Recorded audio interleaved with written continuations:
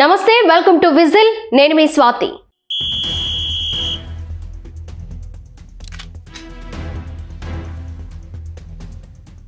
తిరుమల పరకామణి చోరీ కేసులో వైఎస్ఆర్సీపీ నేత టీటీడీ మాజీ చైర్మన్ భూమన కరుణాకర్ రెడ్డికి సిఐడి అధికారులు నోటీసులు జారీ చేశారు. తిరుమల శ్రీవారి పరకామణిలో 920 అమెరికన్ డాలర్లను చోరీ చేస్తూ పట్టుబడిన పరకామణి ఉద్యోగి రవిపై 2023 ఏప్రిల్ 7న కేసు నమోదైంది.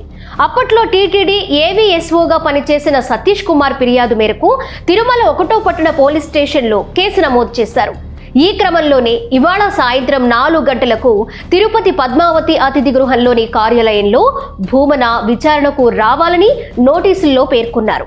తిరుమల తిరుపతి దేవస్థానంలో జరిగిన పరకామణి కేసు దర్యాప్తును సిఐడి బృందం వేగవంతం చేసింది. సిఐడి డీజీ రవిశంకర్ అయ్యన్నార్ స్వయంగా ఈ కేసు విచారణ చేపట్టారు. తిరుపతి పద్మావతి అతిథి గృహంలో సిఐడి డీజీ రవిశంకర్ అయ్యన్నార్ దర్యాప్తు బృందం పలువురిని విచారించింది. ఇప్పటికే తిరుమల తిరుపతిలో పర్యటించి కేసుకు సంబంధించిన వివరాలను సేకరించింది. డిసెంబర్ 2లోపు కేసుకు సంబంధించిన నివేదికను హైకోర్టుకు అందజేయాల్సిన నేపథ్యంలో విచారణ ముమ్మరం చేశారు. సిఐడి విచారణకు వస్తూ ఏవీఎస్ఓ సతీష్ కుమార్ హత్యకు గురవడంతో పరకామణి కేసు వారం రోజులుగా దర్యాప్తు మందగించింది. తిరుపతి చేరుకున్న సిఐడి డీజీ రవిశంకర్ అయ్యన్నార్ స్వయంగా విచారణ చేపట్టారు. అప్పటి టీటీడీ వీజీఓ గిరిధర్ను విచారించారు. పరకామణి అధికారులు మొదట మీకు సమాధానం ఇచ్చారా అని ఆరా తీశారు.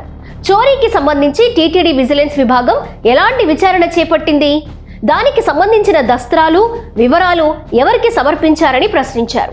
తాము సేకరించిన సమాచారాన్ని అప్పటి సివిఎస్ఓ నరసింహ కిషోర్ కు అందజేసినట్లు సిఐడి అధికారులకు వివరించినట్లు తెలిసిందే. లోక్ అదాలత్లో కేసు రాజీ అంశంపై ఏవీఎస్ఓ సతీష్ కుమార్ కు సలహాలిచ్చారా, రాజీ చేసుకోమని అతనిపై ఒత్తిడి ఉన్నట్లు గమనించారా అని సిట్ అధికారులు గిరిధర్ను ప్రశ్నించారు. ఆయనతో పాటు అప్పటి మరో ఏవీఎస్ఓ పద్మనాభాన్ని సిఐడి అధికారులు కేసు గురించి ప్రశ్నించారు. పరకామణి చోరీ కేసు నిందితుడు రవికుమార్ సమీప బంధువులను విచారించారు. చెన్నైకి చెందిన దంపతులు సోమవారం సిట్ కార్యాలయానికి వచ్చారు. నిందితుడికి చెన్నైలో ఎక్కడెక్కడ ఆస్తులున్నాయి, గిఫ్ట్ డీడ్ ఇచ్చిన ఆస్తుల రిజిస్ట్రేషన్ గురించి ఆరా తీశారు.